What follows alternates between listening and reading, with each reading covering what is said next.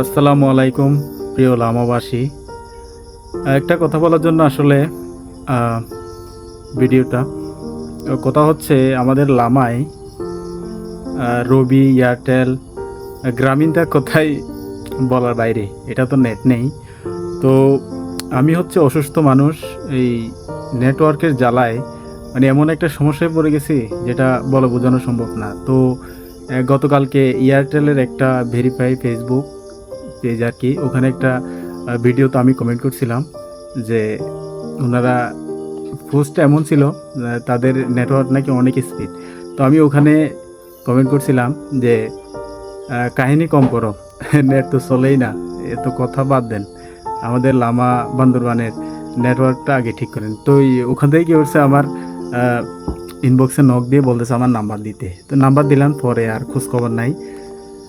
তো কথা হচ্ছে এত কিছু না, কথা হচ্ছে ভাই আমাদের লামা বান্দরবানে মানে নেটওয়ার্কের এত সমস্যা, মানে বলে বোঝানো সম্ভব না। একটা ভিডিও যদি পোস্ট করি 2 থেকে 3 মিনিট, আর একটা কথা হচ্ছে যদি রুমে আসি নেট তো চলেই না, বাইরে যদি যাই আসে একবার, জি আসে একবার, এরপরে আবার 4G আসে, মানে কি একটা অবস্থা ভাই। আমি মানে অসুস্থ মানুষ, নেট ছাড়া চলা অসম্ভব এক কথায়, একা একা।